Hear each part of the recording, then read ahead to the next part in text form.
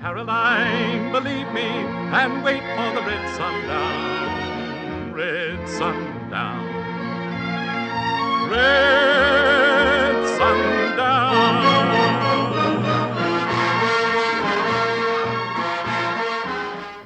Crépuscule sanglant, Red Sundown, 1955, c'est Jack Arnold. Carrière de Jack Arnold, carrière en fait intéressante. On connaît sans doute naturellement beaucoup plus Jack Arnold pour ses films fantastiques, pour ses films de science-fiction. C'est Tarantula, l'énorme araignée naturellement. C'est L'étrange créature du lac Noir, qui est magnifique. Vous vous souvenez surtout, comme moi d'ailleurs, des scènes sous-marines avec la créature qui est en train d'être regardée, Julia Adams en maillot blanc, nager au-dessus d'elle. C'est un des grands moments de l'érotisme du cinéma fantastique. C'est aussi, naturellement, L'homme qui rétrécit. C'est Le monstre des abîmes, c'est Le météore de la nuit. Bon, Jack Arnold, donc, grand cinéaste du cinéma fantastique à l'Universal, à un moment où le cinéma fantastique redémarrait à la fois un mélange plutôt de science-fiction que de cinéma fantastique pur. Bon. Parallèlement, Jack Arnold a réalisé des westerns. Il y a Tornade sur la ville, espérons avoir un jour. Il y a naturellement No Name on the Bullet, Une balle signée X, qui est l'un des grands films de Audie Murphy. Je vous rappelle brièvement l'histoire. Petite ville, très calme, tout va bien. Arrive un homme en noir. Qui est cet homme en noir? Eh bien, c'est Audie Murphy, c'est un tueur professionnel. Si on l'a fait venir, c'est pour tuer quelqu'un. Et à ce moment-là, c'est la panique dans cette petite ville tranquille. C'est un sujet à la Faulkner, en fait. Parce que dans cette petite ville, on découvre qu'il y a une mauvaise conscience générale.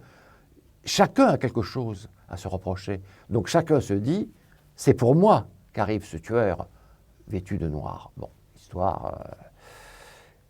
je vous laisse découvrir le film un jour si vous voulez. Très beau film.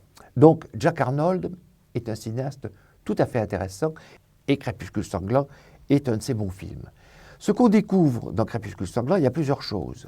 Il y a d'abord ce personnage de Grant Williams, parce que le tueur dans Crépuscule sanglant, curieusement d'habitude les tueurs, les grands types, les méchants, c'est Reggie Wilk, c'est Jack Elam, c'est Ian McDonald, et là il a un côté presque poupin. C'est le premier rôle de Grant Williams, celui qui est en effet l'homme qui rétrécit, celui qui au fur et à mesure que le film avance devient de plus en plus petit, est attaqué par le charrue-barbe et se heurte à de multiples problèmes avant de disparaître dans l'espace. Donc Grant Williams joue là le tueur, et je pense que quand il dirige Grant Williams, il pense déjà peut-être à Une balle signée X, où il dirigera Audie Murphy dans le rôle de Swan, qui est une espèce de tueur là aussi, a priori au visage poupin, et en fait très dangereux.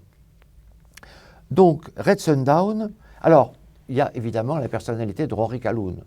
Rory Calhoun, qu'on a malheureusement un peu oublié, c'est d'abord un aventurier. Ce sont ces acteurs qui, avant d'être comédiens, ont été des aventuriers. Il a été boxeur, il a été camionneur, il a été voleur de voitures. Du coup, il s'est retrouvé à Saint-Quentin. Saint-Quentin, c'est comme Alcatraz ou Sing Sing, c'est pas un endroit où on rigole. Et là, il y a quelque chose qui est assez intéressant et en même temps assez tragique. Bon, il en est sorti. Et à ce moment-là, il a été engagé comme acteur. C'est que quand il y a eu une menace du journal qui s'appelait Confidential, qui était un torchon, de révéler la véritable personnalité de Rock Hudson. C'est de dire qu'il était homosexuel. Ce qui, dans l'Amérique puritaine des années 50, n'aura pas passé du tout.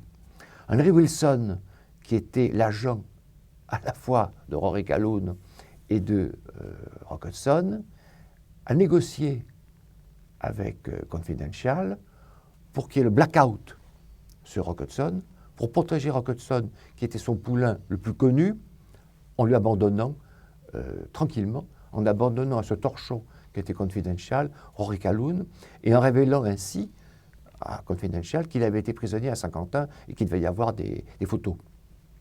Ça a obligé Rory Calhoun, courageusement, à annoncer lui-même à la presse, ravi naturellement de ce genre de révélation, qu'il était un ancien prisonnier de 50 ans. Je pense qu'il a dû donner son numéro matricule à l'époque. Donc, dans cet Hollywood où on cache volontiers certaines choses, Rory Calhoun s'en est sorti brièvement. Ensuite, sa carrière a sombré, mais il est apparu dans des westerns tels que Crépuscule sanglant, où il est très bien. Alors, une fois de plus, je redis régulièrement la même chose, Crépuscule sanglant fait partie de ces westerns nombreux. Il y en a une soixantaine pratiquement, produits par l'Universal, disons entre 48 et 57, enfin, il y a une dizaine d'années. L'Universal avait compris que les grands studios abandonnaient en partie le western. Pas tous les grands studios. La MGM, ça n'a jamais été sa spécialité. La Fox, il y avait quelques westerns de grand luxe. C'était La Lance brisée, ce sera L'Homme au colt d'or, c'était des films comme ça, grand luxe. Les autres, la Warner commençait à moins utiliser Rolf Flynn, la Warner n'avait que Randolph Scott. Le Columbia, c'était plus inégal. Donc, le western était un genre qui avait de la difficulté à manœuvrer pour les grandes compagnies. Donc, l'Universal s'est jeté dessus et dit, on va faire une production de petits westerns, donc de série B, mais tous en couleur, avec, en effet, Rod Cameron, Randolph Scott par moment, Audie Murphy, et des acteurs comme ça. Et c'était réalisé par Jerry Hopper, Jay Sips, Richard Bartlett, Bud Buttigieg, ou justement, comme là, Jack Arnold. Tout le monde s'y mettait et tournait des westerns. Bon, ça aurait pu être une production de très basse catégorie. Ce qu'il y a eu, c'est qu'ils ont travaillé énormément. Et ça se sent sur les scénarios.